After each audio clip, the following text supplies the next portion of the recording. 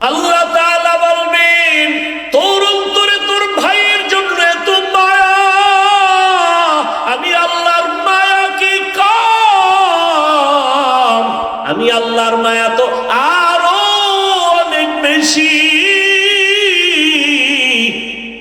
তুই যখন একটা নেক ওই তোর ভাইকে দিয়ে জান্নাতি বানাইছো,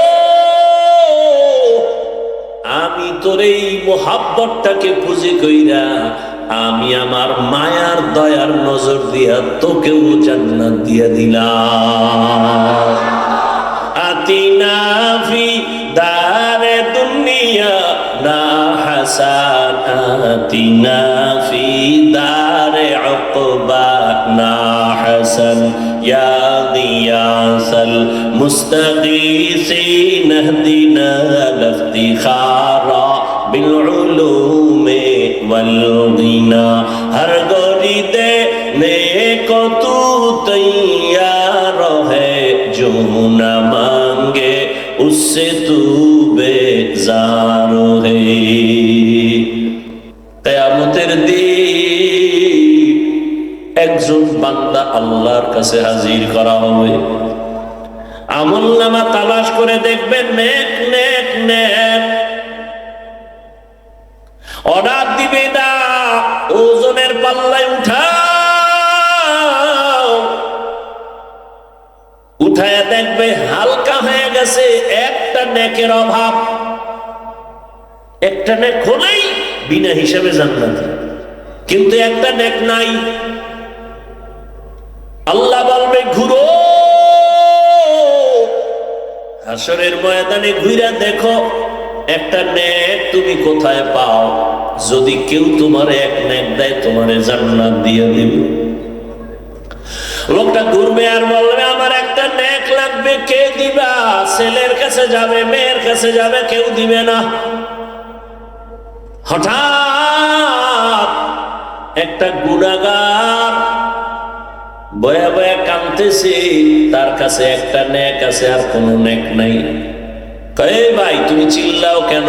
আমার এই একটা নেক তুমি নিয়ে যাও, কারণ আমি এক নেক দিয়া জান্নাত পাবো না। অতএব আমি এক নেক রেখে লাভ কি? তুমি এই একটা নেক যোগ করিয়া জান্নাতে যাও, তো শান্তি। একটা নেক নিয়ে আল্লাহর আদালতে যাবে। আল্লাহ পাইছি, কে দিছে তোমাকে এই বিপদের সময় নেক? বলে ছেলে না, মেয়ে না, মা না, বাপ না, অপরিচিত এক আল্লাহর গোলাম। আমার আওয়াজ শুই না দুঃখ মনে কইরা আমারে দিয়েছে, কয় তারে হাজির করো। এবার কবে এই বান্দা হাসরের ময়দানে একটা নেকের মূল্য জানুনি? কয় জানি। তো দিলি কেন? ও দয়ার মালিক, আমি একটা নেক দিয়া জান্নাতে যেতে পারবো না। চিন্তা করলাম এই নেক রেখে লাভ কি? ওই ভাইরে দিলে তো সে তো জান্নাত পাবে। আমার কপাল খারাপ, আমি এই একটা নেক তারে দিয়ে দিলাম, সে অন্তত জান্নাতে যাক। আমার দিলে ভাইয়ের প্রতি বড় মায়া। আল্লাহ তাআলা বলবেন, তোর অন্তরে তোর ভাইয়ের জন্য এত মায়া, আমি আল্লাহর মায়া কি কম?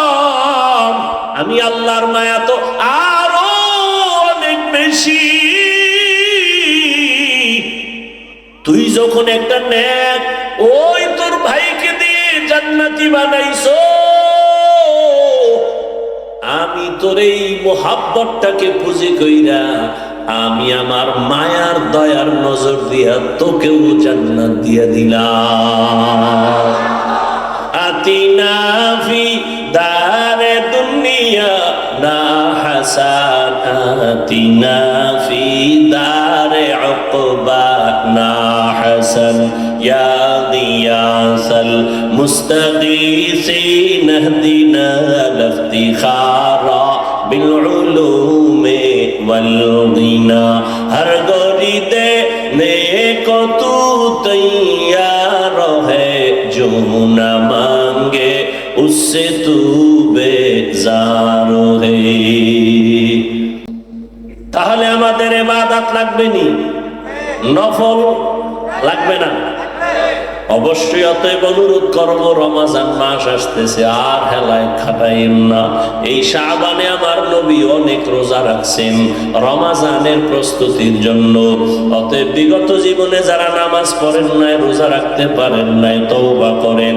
আরে দুনিয়ার টাকা পয়সা বাড়ি গাড়ি কিছুই না, চোখের সামনে কত বাড়িওয়ালা বাড়ি ছাড়িয়া চলে গেল, গাড়িওয়ালা গাড়ি বাদ দিয়া চলে গেল। দুনিয়া দুনিয়া যারা করে এদের শান্তি নেই, দুনিয়ায় মরার পরেও নাই। আল্লাহর কাছে তওবা করে আর নামাজ ছাড়বেন না, আর রোজা ভাঙবেন না। আল্লাহর কাছে তওবা করেন আর তৌফিক কামনা করেন।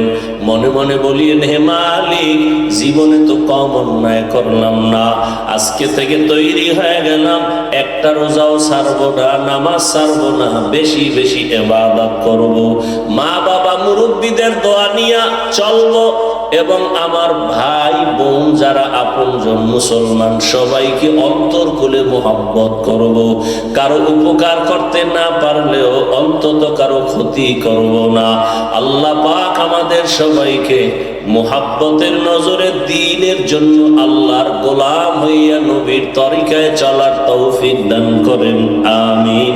আলহামদুলিল্লাহি রাব্বিল আলামিন, والصلاة والسلام على سيد الأنبياء والمرسلين وعلى آله وأصحابه أجمعين يا أرحم الراحمين يا أرحم الراحمين يا أرحم الراحمين يا الله মাহফিল কবুল করে নেন।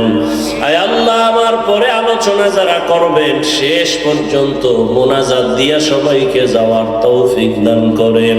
আয় আল্লাহ, মাদ্রাসা কবুল করে নেন, ওস্তাদ ছাত্রদের কবুল করে নেন, যারা মোহাব্বত করে তাদেরকেও কবুল করে নেন, যারা পাগড়ি নিল হাফেজে কোরআন তাদেরও কবুল করে নেন, মা বোনদের কবুল করে নেন।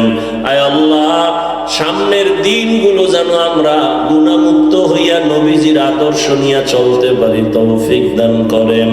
ওয়া সাল্লাল্লাহু তাআলা আলা খাইরি খালকিহি মুহাম্মাদ ওয়া আলিহি ওয়া আসহাবিহি আজমাইন বিরহমাতিকা ইয়া আরহামার রাহিমিন।